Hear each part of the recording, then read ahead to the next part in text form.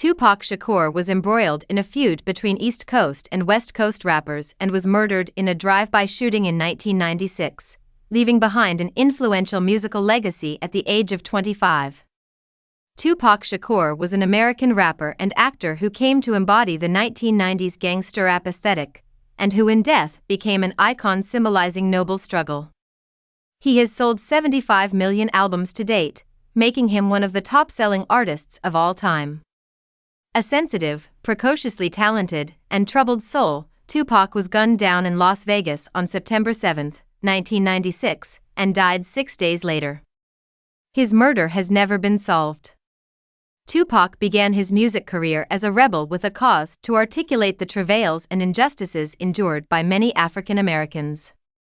His skill in doing so made him a spokesperson not just for his own generation but for subsequent ones who continue to face the same struggle for equality. In life, his biggest battle was sometimes with himself. As fate drove him towards the nihilism of gangsta rap, and into the arms of the controversial Death Row Records impresario Suge Knight, the boundaries between Shakur's art and his life became increasingly blurred, with tragic consequences. Pac was born on June 16, 1971, in Harlem, New York. His mother, Afeni, was raising 2 children on her own and struggled for money. The family moved homes often, sometimes staying in shelters. They moved to Baltimore, where Pac enrolled at the prestigious Baltimore School for the Arts, at which he felt the freest I ever felt. Pac was named Lesane Parish Crooks at birth. After joining the Black Panther Party, his mother changed his first name to Tupac Amaru, a Peruvian revolutionary who was killed by the Spanish. Pac later took his surname from his sister Sakia's father, another Panther called Mutulu Shakur. Tupac's mother, Alice Faye Williams, was the daughter of a North Carolina maid and a high school dropout. She became pregnant with Pac in 1970 while on bail after being charged with conspiring to set off a race war. Afeni was acquitted the following year after successfully defending herself in court, displaying a gift for oration that her son would inherit. She changed her name to Afeni Shakur after becoming actively involved with the Black Panther Party.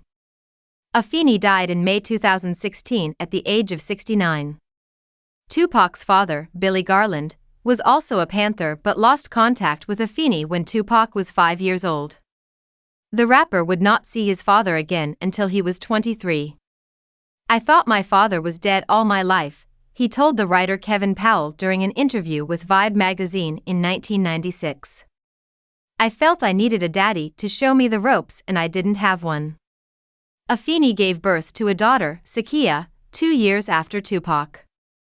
However, Sakia's father, Mutulu Shakur, did not stick around either. Pac met actress Jada Pinkett Smith in high school at the Baltimore School for the Arts in Maryland. She had a cameo in his music video for Strictly for My Niggas. Pinkett Smith was featured in the 2017 movie on Pac All Eyes on Me. She later told reporters that she was a drug dealer when she met Pac and that she found the reimagining of their relationship in the film very hurtful.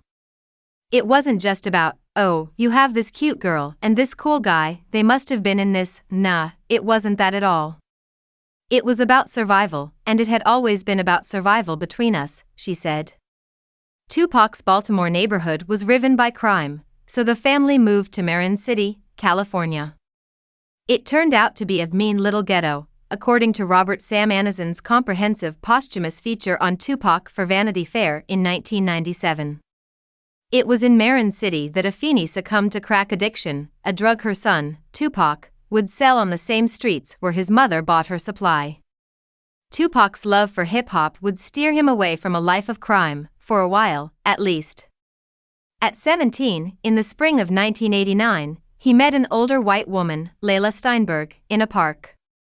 They struck up a conversation about Winnie Mandela. Steinberg would later recall a young man with fan-like eyelashes, overflowing charisma, and the most infectious laugh. By the time they met, Pac was obsessively writing poetry and convinced Steinberg, who had no music industry experience, to become his manager. Steinberg was eventually able to get Pac in front of music manager Atron Gregory, who secured a gig for him in 1990 as a roadie and dancer for the hip-hop group Digital Underground. He soon stepped up to the mic, making his recording debut in 1991 on Same Song, which soundtracked the Dan Aykroyd comedy Nothing But Trouble. Tupac also appeared on Digital Underground's album Sons of the P in October of that year. After the band's manager, Gregory, took over from Steinberg, he landed Tupac a deal with Interscope Records. A month after Sons of the P hit the stores came Tupacalypse Now, Tupac's debut album as a solo artist. Tupac often complained that he was misunderstood. "Everything in life is not all beautiful," he told journalist Chuck Phillips.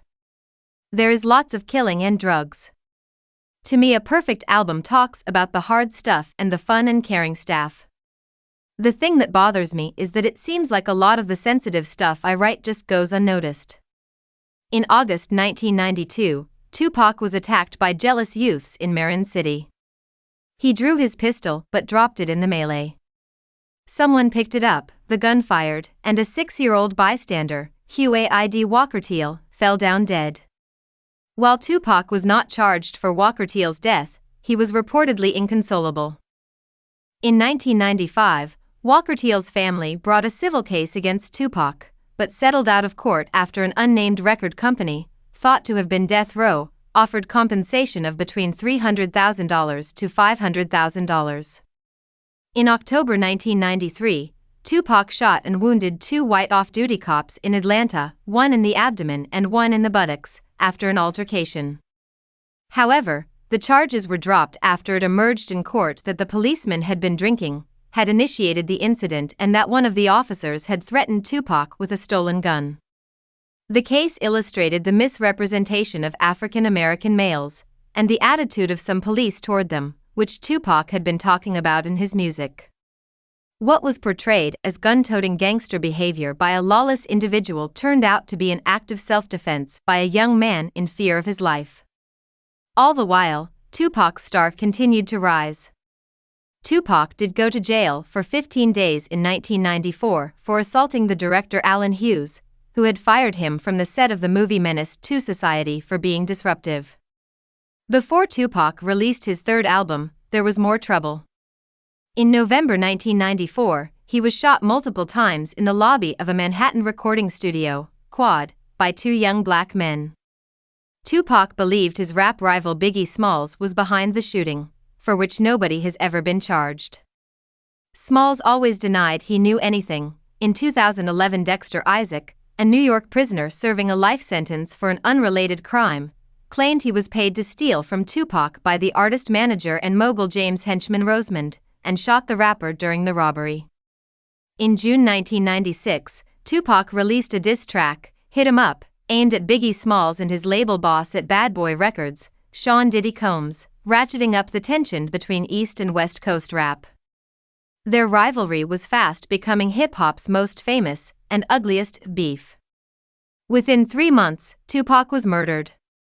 In February 1995, Tupac was sentenced to between 1.5 and 4.5 years of jail time for sexually abusing a female fan.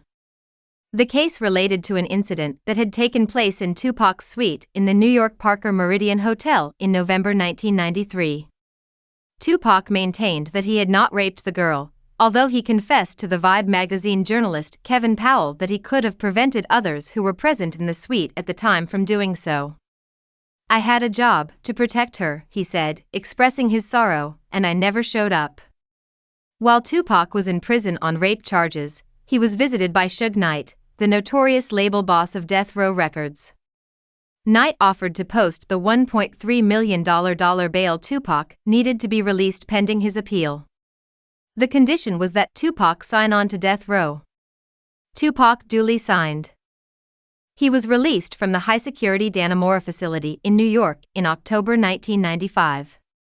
At the same time as he was glorifying an outlaw lifestyle for Death Row, Tupac was financing an at-risk youth center, bankrolling South Central sports teams, and setting up a telephone helpline for young people with problems, all noted in Robert Samanson's Vanity Fair article, published after Tupac's death.